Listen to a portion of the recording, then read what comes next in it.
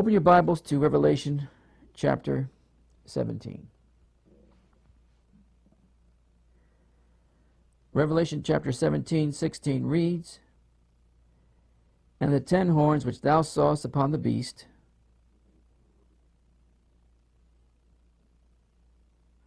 these shall hate the whore." I'm picking off where I left off on the harlot. This section of last day teaching. If this is your first time, I recommend you go back to the archives. Now, the last day series has many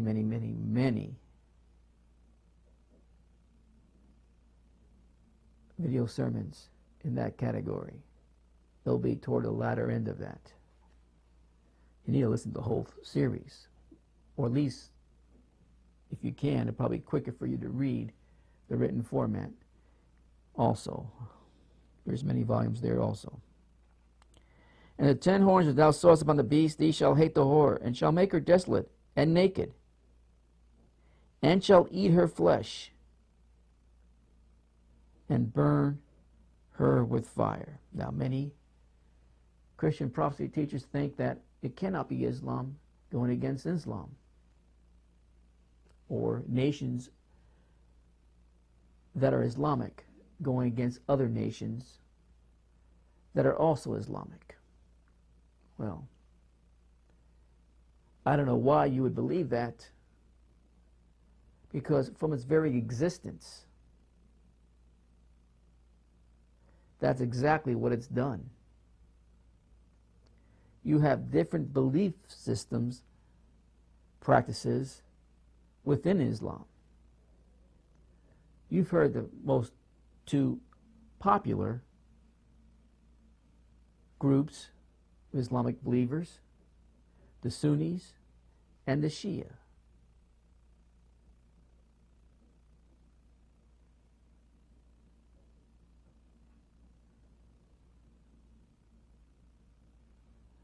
Well, there's others, but those two have, for centuries, have gone after each other, one trying to topple the other. You saw that in the 1980s with Iraq fighting against Iran. Saudi Arabia presently does not get along with Iran. Iran's itching for a war with Saudi Arabia.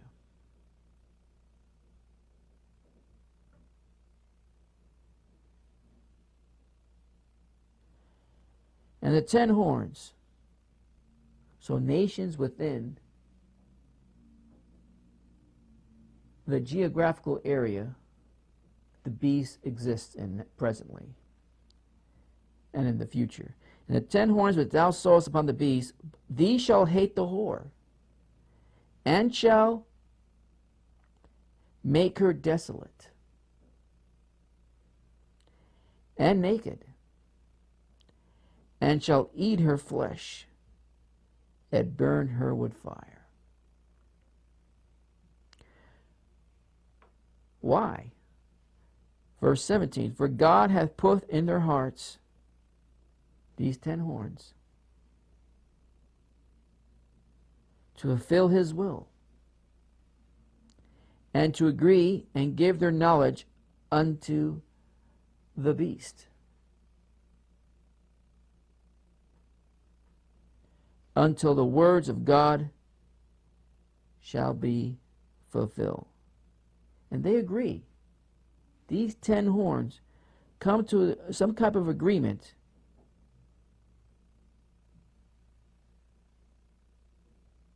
probably a new caliphate type system where they can join forces and come against this whore.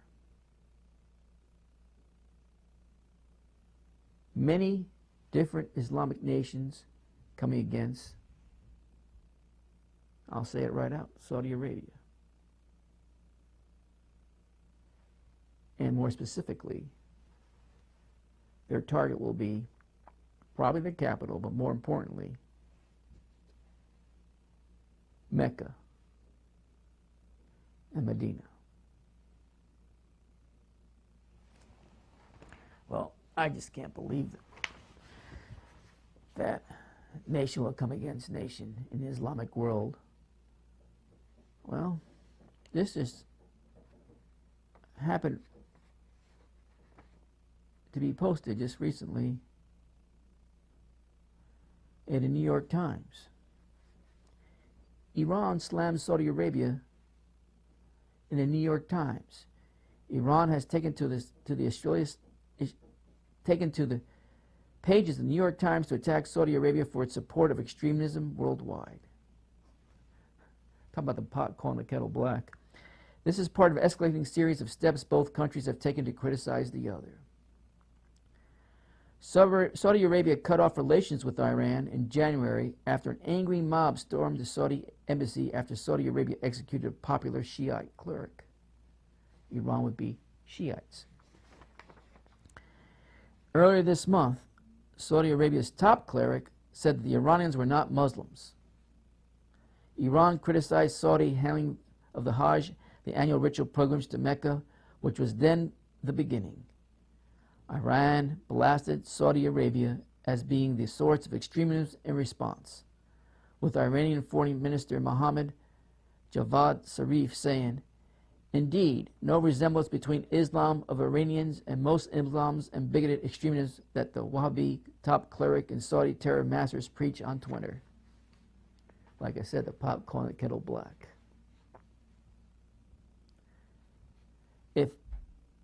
Unless you've had your head in the sand so deep, the two greatest exporters of terrorism, not just in the Middle East, other nations in that beastly area, but around the world, has been Saudi Arabia and Iran. Now they're pointing fingers at each other, saying, "You're the reason," or "You're the cause of the terrorism." It's almost too amusing, and some will believe this nonsense. Now, Zarif has taken to the New York Times to call on the West to rid of the world of Wahhabism, extremist form of Islam practiced in Saudi Arabia. While the 2003 American-led invasion of Iraq set in motion the fighting we see today, Zarif wrote, "The key driver of violence have been this extremist ideology promoted by Saudi Arabia, even if it was invisible to Western eyes until the tragedy of 9/11. So these Iranians now, in so much words, saying they're the cause of 9/11 for these United States of America, the Twin Towers.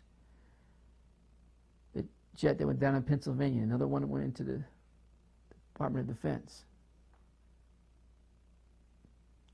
building. I mean, terrorist nation calling out another terrorist nation. Why? For God hath put in their hearts to fulfill his will.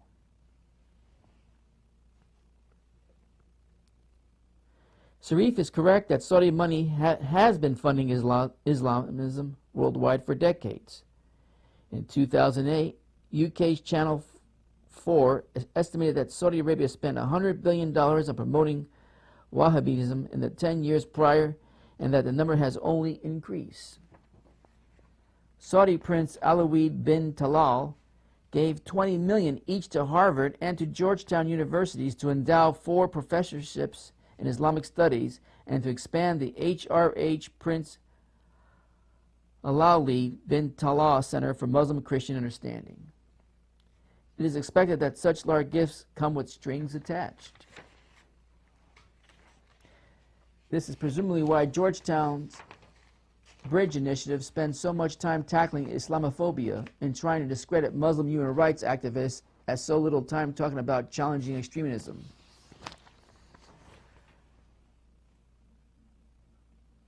A top Saudi official recently even admitted to the former U.S. ambassador to Afghanistan, Iraq, and the United Nations, Salmeh Khalilzad. You know, you think I would pick a different series that would not have so many Middle Eastern names in it. They had not been honest about the kingdom's support for extremism. We misled you, the unnamed top official stated. We did not own up to it after 9/11 because we would fear you would abandon or treat us as the enemy. And we were in denial. Poor excuse. While Iran's criticism of Saudi support for extremism are true, it is breathtakingly hypocritical of Iran to criticize Saudi Arabia in this matter. Iran has been on the U.S. State Department's list of state sponsors of terrorism since 1984 and is consistently regarded as the world's leading state sponsor of terrorism. Iran funds Shiite militias in Iraq, which have been accused of war crimes, and the terrorist organization Hezbollah in Lebanon, which carried out attacks against both the United States and Israel, to name just two. Hezbollah is currently fighting to prop up a dictatorial Assad regime in the Syrian civil war. The current regime of Iran was founded on principles of Islamic revolution, which it seeks to export to other countries. It sees itself as the guardian of Islam against the West and wants to position itself to dominate other Muslim countries by supporting Islamic movements aligned with its goals. I repeat, verse 17.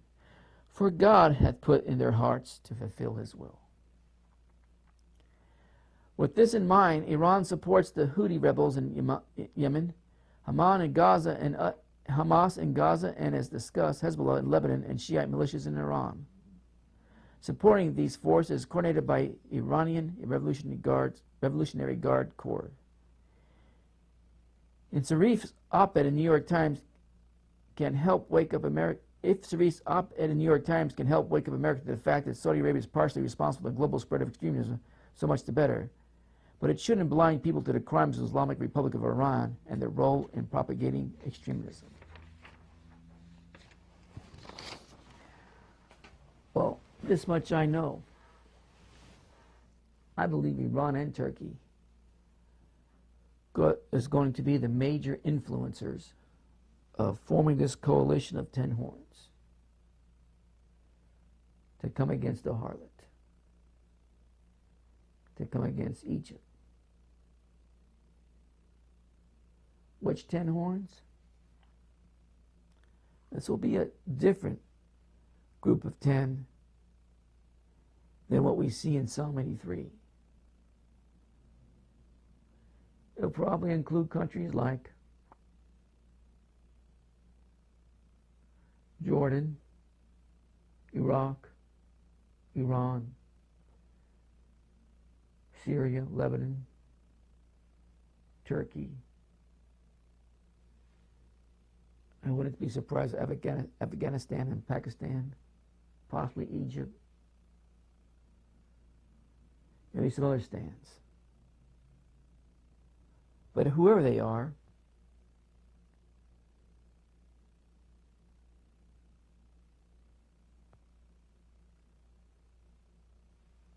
it is God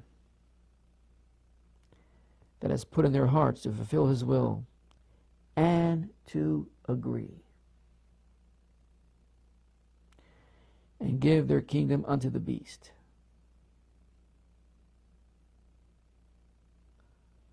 But the then beast, which is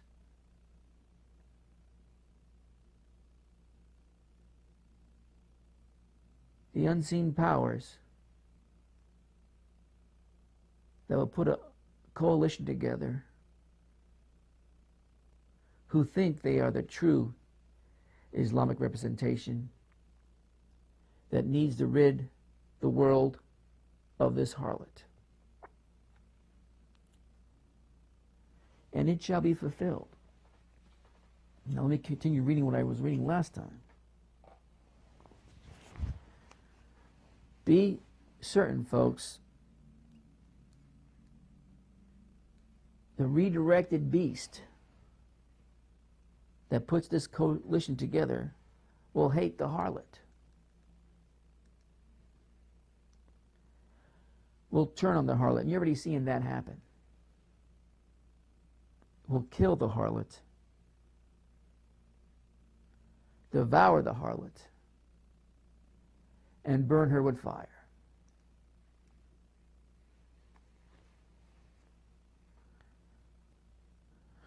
Nothing new. Maybe not to the extent what you're going to see, but different groups have turned on different groups in the Islamic belief system.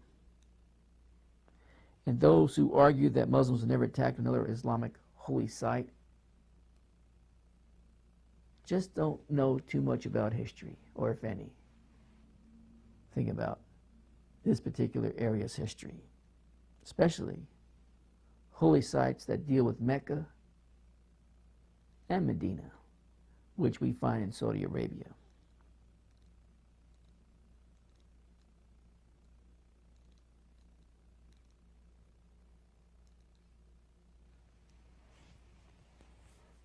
Let me read you something. When it comes to Mecca, plenty of Muslims have attacked the city before. Like I said, nothing new. In the late 7th century, here goes another tongue twister, Al-Hajjaj bin Yusuf al-Taqifi, a Muslim, laid siege to Mecca and destroyed much of the Kaaba, their sacred Kaaba, with stones launched from the catapults. And that goes back as far as the 7th century. That's in the 600s, my friend. Shortly, Islam became another extension of the moon god religion.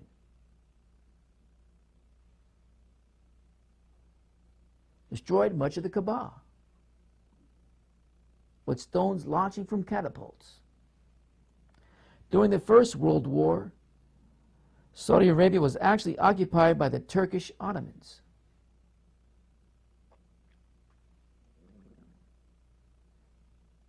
The Turks deeply resented, by the way, you could put the Turkish Ottomans in the category of the 7th beast,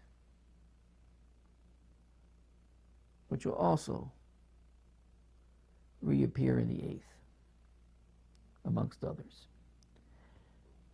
The Turks deeply, deeply resented Arab imperialism that had spread throughout the vast Islamic empire and made strong attempts to restrict Arab culture and language throughout their empire. These are the Turks, Turkey. This enmity and resistance was so severe that the Arabs were persuaded by the British through their envoy, T.E. Lawrence of Arabia, to revolt against the Ottoman occupation and help the Allies. The Turks bombarded the mosque of the Kaaba, the most sacred shrine of all of Islam. That didn't hold them back. One shell actually hit the Kaaba, burning a hole in the holy carpet and killing 9 Arabs who were kneeling in prayer. In modern times, the same disregard for Mecca by Muslims have been seen. On November 20th, 1979, over 500 militants and their leader attacked the false Islamic Madid,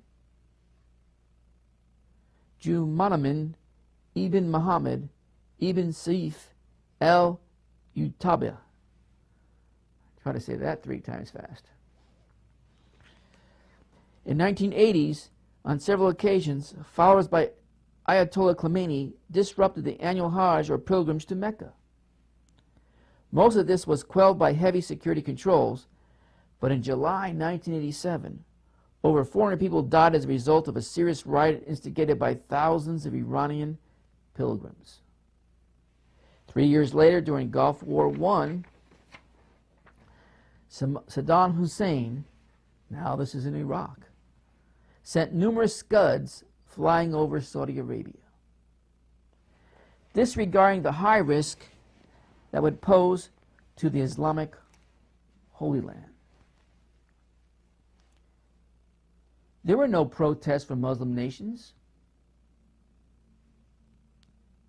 And as recent as 2003, 3 al-Qaeda militants blew themselves up during an attack in Mecca. The idea of Muslims attacking Mecca or Saudi Arabia is far from impossible.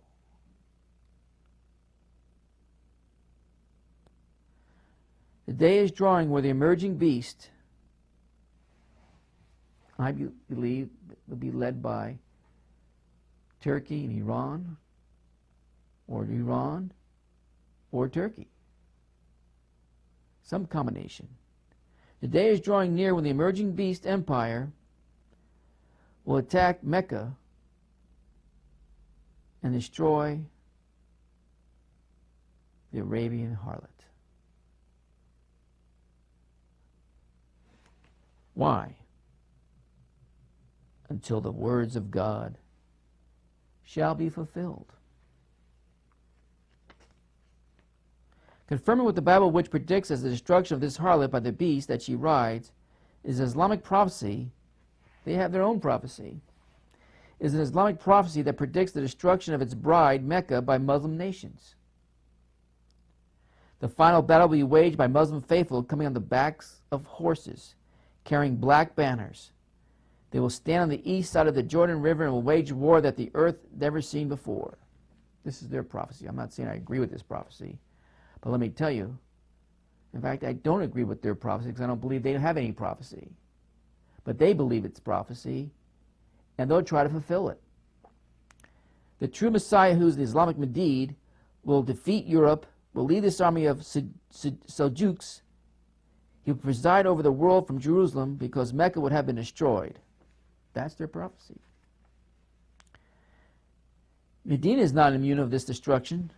The flourishing state of Jerusalem will be when Yathrib, or Medina, is in ruins. The ruined state of Yathrib will be when the great war comes.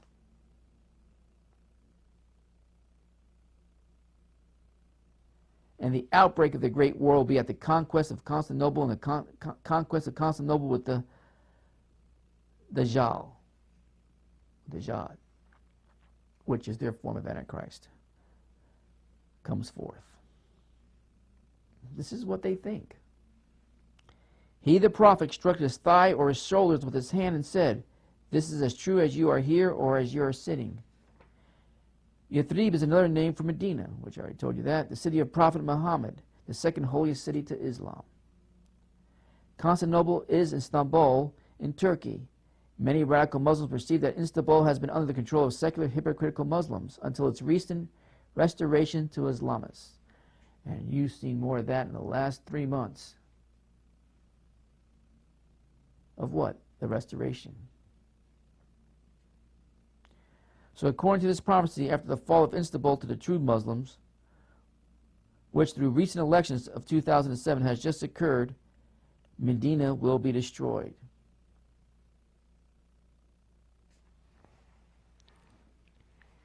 It's almost mind-blowing that people cannot see this happening. That they still refuse to even consider it. So stubborn in their blindness, indoctrinated by Christian Science Fiction. They can't even see the light at the end of the tunnel. There's no light at all. Not even a pinhole. What more do you need, folks? And by the way, because they still believe that maybe Antichrist would come from the United States of America, or Europe, or Britain, or some other stupid place, in their stupid opinions.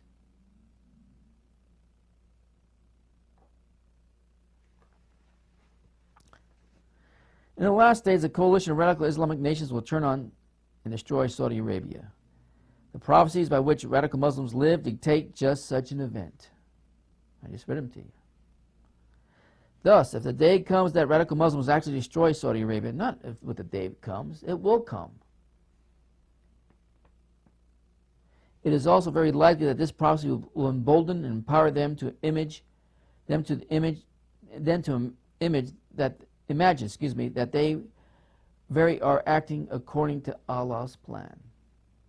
They truly believe in these Satan-inspired prophecies. Because they're Satan-inspired, Satan-controlled people will try to fulfill these prophecies.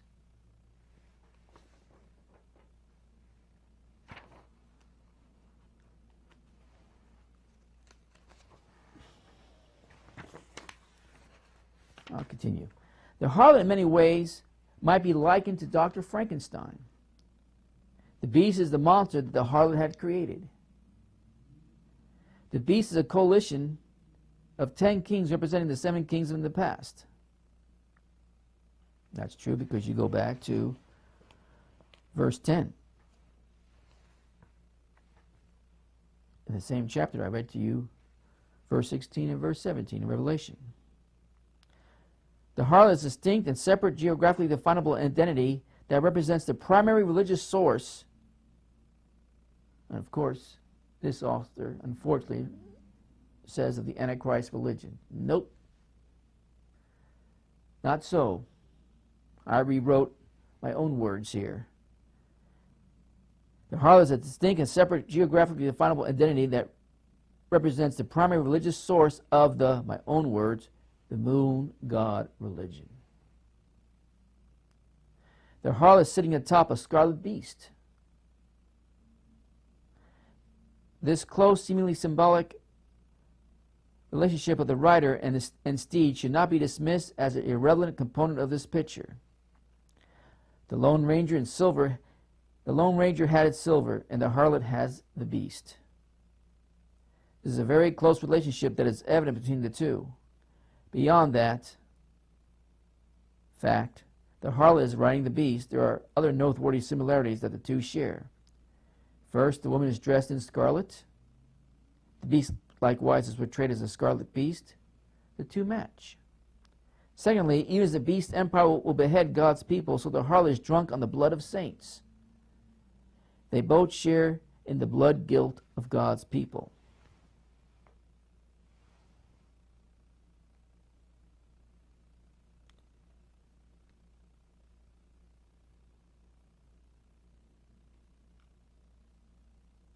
We need to understand what Mystery Babylon means. And it rests on her title, the mother of all prostitutes and abominations of the earth, Revelation 17:5. The first thing we need to understand is that this title is typical Eastern sort of phrase. The kind of phrase Ahmadinejad uses when he says that Islam will be on top of all the mountains. Remember, Saddam Hussein's comment in the days leading up to the first Gulf War. He declared that the U.S. and Iraq were about to engage in the mother of all battles. Of course, in typical, I can't even say this word, talk, he also declared that America was about to experience, listen close folks, the mother of all defeats. The term mother of is simply an Eastern way of expressing the biggest, the worst, the unmatched, and most significant of all.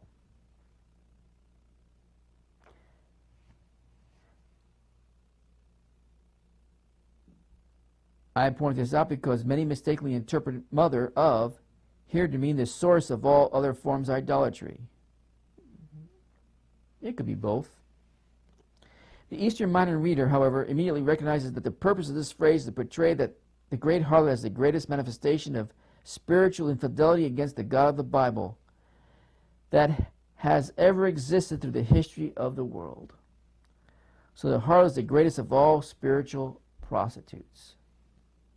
But she is not necessarily the source of all other false religions.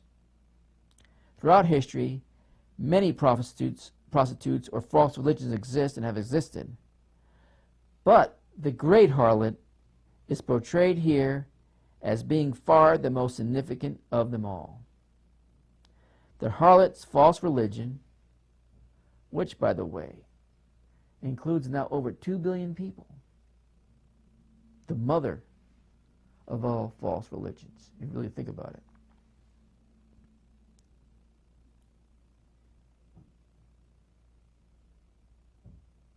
Is also mystery in that, like no other pagan religion, it sprouts from a mixture of a heretical Christian cult and a pagan moon god religion that has attempted to cloak itself with certain Jewish and Christian elements in order to appear as biblical faith and the rightful successor of the Judeo-Christian tradition.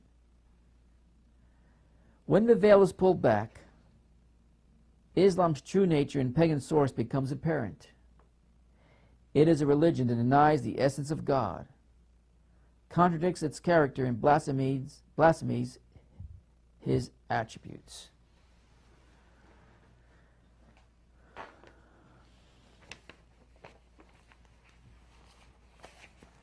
Yes, it is. It's the mother of all prostitute religions. It's the religion that says there is no God, there is no Son of God. I could tell you other religions, especially in the Orient, that have billions of people and followers too.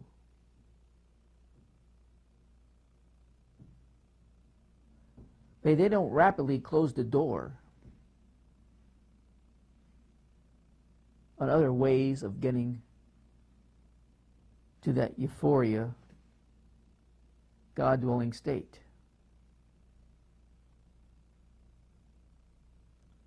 This mother of prostitutes doesn't make any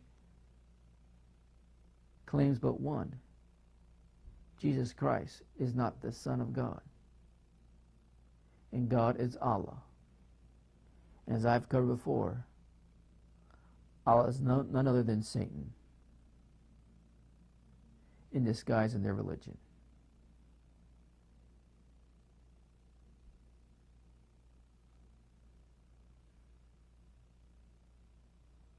With a side possibility, which I haven't gotten into yet, of Azazel being included in that Allah equation. But we'll get there. What I wanted to point out to you this morning, besides what's going to happen with Psalm 83 eventually, there'll be another coalition. This coalition is not necessarily coming against Israel, but it'll have its aim and its target will be Saudi Arabia. Mecca and possibly Medina will be destroyed, devoured with fire. It'll be desolate and naked, as we already covered in previous teachings, and her flesh shall be eaten up and burned with fire. It will be destroyed. It will be destroyed not by the United States of America. It will be destroyed by a European coalition. It will be destroyed by a coalition within the Islamic beastly system. For God hath put in their hearts to fulfill his will, until the words of God shall be fulfilled. And it will be fulfilled, friends. You can see, if you, and I don't really talk about it much, that coalition being put into place even as I preach this message. I don't know how long it will take to solidify it amongst all the other things that have to happen in the Middle East, but it's coming. Most Christians are just expecting one grand finale, Armageddon. I've told you for many years now, there's multiple wars that still have to happen. Now, I'll pick this up where I left off, where I'm leaving off to this morning, next time. But I want to know if you're interested. If you are, let me know. Play a song.